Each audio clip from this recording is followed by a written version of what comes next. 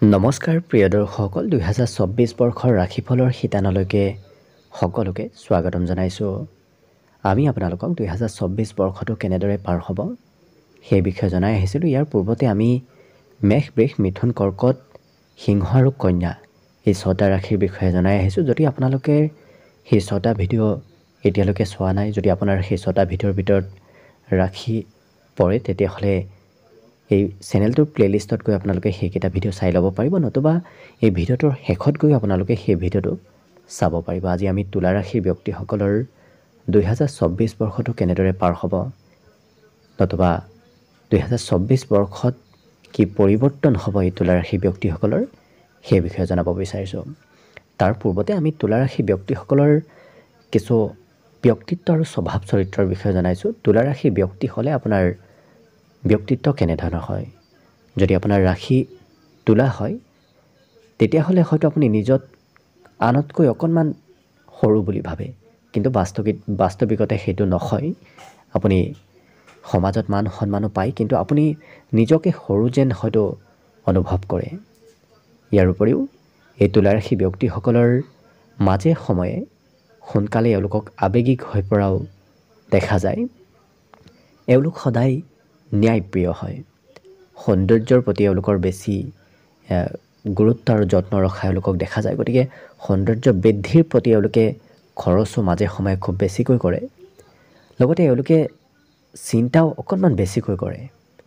এওঁলোকৰ জীৱনসংগী সদায় বুদ্ধিমান আৰু সতৰ্কবাদী হয়। গতিকে যি জীৱনসংগী লাভ কৰে এওঁলোকে সেই জীৱনসংগী খুব গুণৱান হয়। লগতে এওঁলোক অতি সোনকালে প্ৰেমত পৰে। ইয়াৰ উপৰিও এওঁলোকে ঘূৰা ফুৰা কৰাত বেছি এক্টিভ হৈ থাকে। গতিকে ক'ৰবাত ফুৰিব যাব ক'লে অতি সহজতে অতি সোনকালে এওঁলোকে সন্মত হৈ পৰাও দেখা যায়।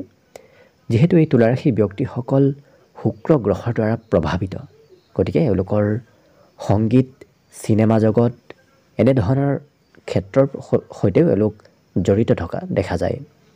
কাজিয়া পেচালৰ পৰা এওঁলোকে সদায় দূৰত্ব বজাই ৰাখে। ইয়াৰ উপৰিও এওঁলোকৰ হাঁহিটোৱে সকলোকে মন আকৰ্ষিত কৰিব পাৰে। গতিকে এওঁলোকৰ হাঁহি খুব সুন্দৰ হয় আৰু বিপৰীত লিংগৰ ব্যক্তিসকল অতি সহজতে অতি সোনকালে আকৰ্ষিত হৈ পৰাও দেখা যায় এই তুলা ৰাশিৰ ব্যক্তিসকলৰ ওচৰত। লগতে সোনকালে বেমাৰ আজাৰ নতুবা শৰীৰ দুৰ্বল হৈ পৰাও দেখা যায়। গতিকে মাজে সময়ে সৰু বেমাৰে হয়তো এওঁলোকৰ স্বাস্থ্যত অকণমান দুৰ্বলতা আনে। গতিকে যদি আপোনাৰ ৰাশি তুলা হয়, তেতিয়াহ'লে আপোনাৰ এনেধৰণৰ কিছুমান ব্যক্তিত্ব নতুবা কিছুমান স্বভাৱ চৰিত্ৰ আপোনাৰ নিশ্চয় আছে। কিন্তু এই বছৰ 2024 বৰ্ষটো আপোনাৰ বাবে কেনেধৰণৰ হ'ব সেই বিষয়ে জনাব বিচাৰিছোঁ। এই 2024 বৰ্ষত তুলা ৰাশিৰ ব্যক্তিসকলৰ আৰ্থিকভাৱে উন্নতি আৰু আৰ্থিকভাৱে এই বছৰটো আপোনাৰ অত্যন্ত শুভদায়ক, কিয়নো ধন টকা পইচাৰ আগমন হ'ব। লগতে নতুন ব্যৱসায় আৰম্ভ কৰিম বুলি যদি ভাবি আছে, এই বছৰত আৰম্ভ কৰিব পাৰে। নতুন ব্যৱসায়ে আপোনাক বছৰটোত লাভান্বিত কৰি তুলিব। ইয়াৰ উপৰিও এই বছৰ ভ্ৰমণ যোৱাৰ যদি আপুনি কিবা পৰিকল্পনা কৰি আছিল, সেই পৰিকল্পনাত অকণমান সাল সলনি কৰিবলগীয়া হ'ব পাৰে। অন্তিম সময়ত হয়তো ভ্ৰমণৰ নতুবা ক'ৰবাত যোৱা পৰিকল্পনাসমূহ বিফল হ'ব পাৰে। ইয়াৰ লগতে পাৰিবাৰিক ক্ষেত্ৰত পৰিয়ালৰ দায়িত্ব অকণমান বাঢ়িব। কিন্তু এই বছৰ প্ৰেমৰ ক্ষেত্ৰত শুক্ৰ আৰু বুধ এই দুটা গ্ৰহৰ শুভ স্থিতি এওঁলোকৰ প্ৰেমত সুন্দৰতা আনিব, প্ৰেমত মধুৰভাষী হৈ পৰা দেখা যাব। আৰু প্ৰেম বিবাহৰ সম্ভাৱনাও এই বছৰৰ শেষৰ পিনে যথেষ্ট দেখা গৈছে। অৱশ্যে গোটেই বছৰটোতে প্ৰেম বিবাহৰ সম্ভাৱনা অতিপাত আছে। এপ্ৰিলৰ পৰা আগষ্ট, বিশেষকৈ এপ্ৰিল, আগষ্ট আৰু ছেপ্টেম্বৰ এইকেইটা মাহত প্ৰেমত কিছু মতভেদ হ'ব পাৰে। গতিকে এই তিনিটা মাহ অকণমান সতৰ্ক হৈ চলিব। ইয়াৰ বাহিৰে এই তুলা ৰাশিৰ ব্যক্তিসকলৰ 2024 বৰ্ষত কেৰিয়াৰৰ ক্ষেত্ৰলৈ লক্ষ্য কৰিলে এই বছৰ ডাঙৰ কিবা আপোনাৰ পৰিৱৰ্তন হ'ব।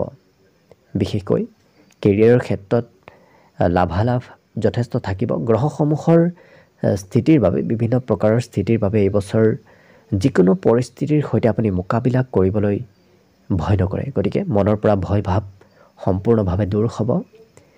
এই বছৰ অৱশ্যে আপোনাৰ সেই আত্মবিশ্বাস আৰু কিছু ভয় ভাৱ কম হোৱাৰ বাবে জীৱনত সফলতা প্ৰাপ্তিত কিছু সহায় হ'ব।